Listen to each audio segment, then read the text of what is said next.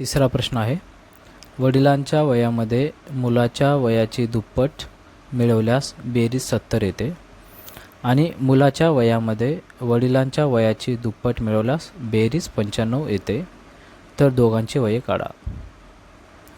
तर आपण वडिलांच्या वयाला x मानू आणि मुलाच्या वयाला y मानू. ओके, सो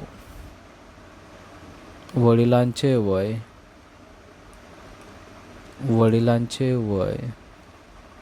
x वर्ष आणि मुलाचे वय y वर्ष मानू. ओके, वडिलांचे वय x वर्ष आहे आणि मुलांचे वय y वर्ष म्हटले आपण. नंतर पहिली अट असं सांगते की वडिलांच्या वयामध्ये मुलाची वयाची दुप्पट.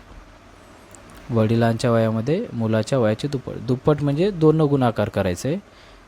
कशाच्या दुप्पट म्हटलेत? मुलाच्या वयाची दुप्पट. सो मुलाचं वय आपण y म्हटल्या, मुलाच्या वयाची दुप्पट म्हणजे इथं y येईल, दुप्पट म्हणजे गुणिले 2 म्हणजेच 2y. यांची बेरीज 70 येते. सो पहिल्या अटीनुसार काय येईल? वडिलांच्या वयामध्ये म्हणजे x वर्ष, x मध्ये जर मी मुलाच्या वयाचे दुप्पट, मुलाचं वय y आहे त्याच्या दुप्पट म्हणजे 2y होईल. 2y मिळवल्यास बेरीज किती येते? 70 येते. सो आपल्याला हे 2 चलातील रेषीय समीकरण मिळालेलं आहे. समीकरण 1 हे आहे वडिलांचं वय. वडिलांच्या वयामध्ये y मुलाचं वय आहे आणि 2y म्हणजे मुलाच्या वयाचे दुप्पट मिळवल्यास म्हणजे बेरीज 70 येते. समीकरण 1. आता दुसरी अट अशी सांगते की दुसऱ्या अटीनुसार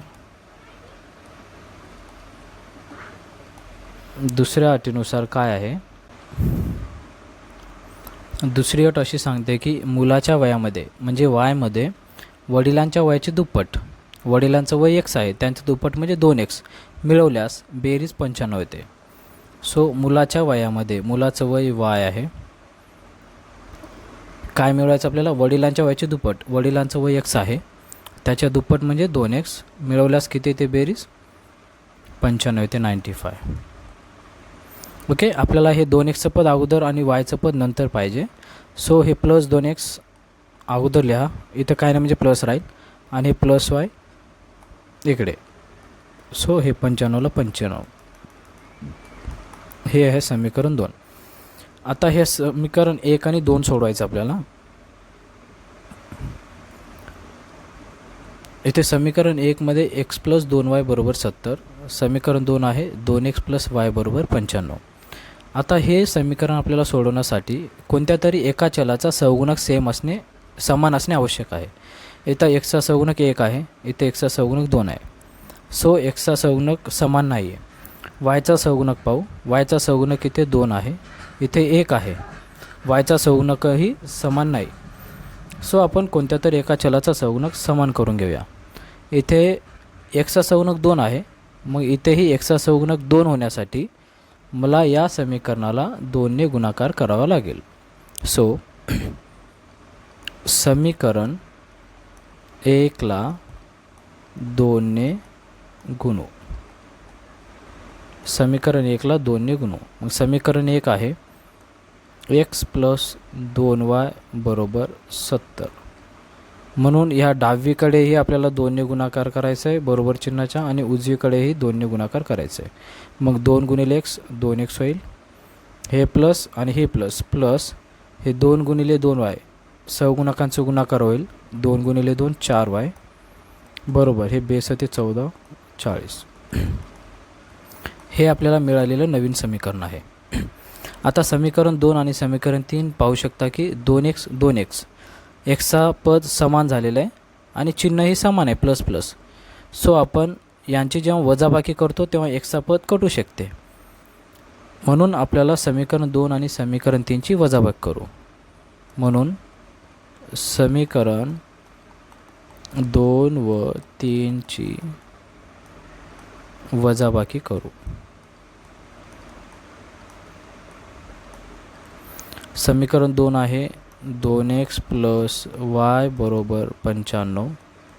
समीकरण 3 आहे 2x + 4y बरोबर 140. आता या दोन समीकरणांची आपल्याला वजाबाकी करायचं आहे.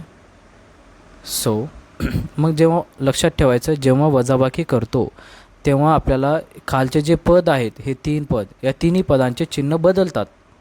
ओके, ह्या 2x प्लस आहे मग त्याचं मायनस होईल. हा 4y प्लस आहे तोही मायनस होईल. 140 प्लस आहे तो पण मायनस होईल.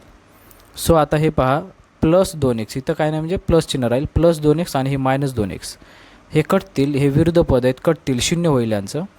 आणि हे प्लस 1y आणि हा आता मायनस 4y. मग 4मधून एक प्लस आहे आणि हे मायनस आहे, मग 4मधून 1 काढावं लागेल 3y आणि मोठ्याचं चिन्ह मायनस. बरोबर, इथे आपल्याला 140मधून 95 काढायचं आहे कारण इथे हे प्लस आहे आणि हे मायनस आहे. मग 140मधून 95 काढल्यावर आपल्याला 45 राहील, मायनसला मायनस.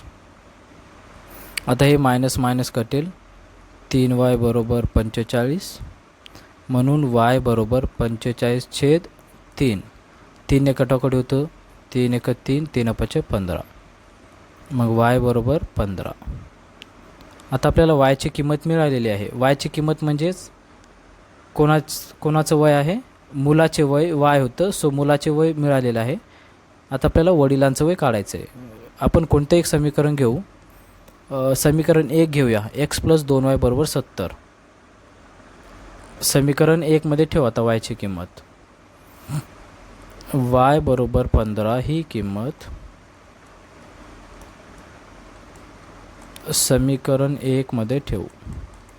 समीकरण 1 मध्ये ठेवू. समीकरण 1 आहे x + 2y बरोबर 70.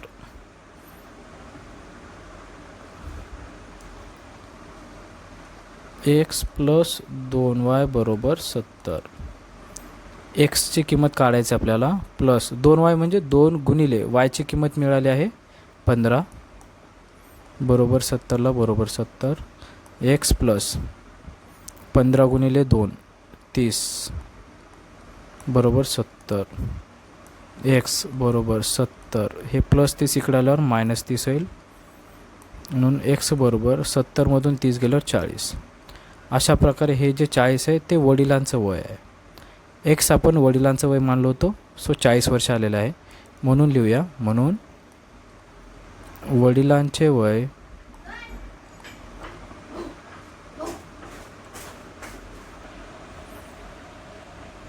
x वर्ष म्हणजे 40 वर्षे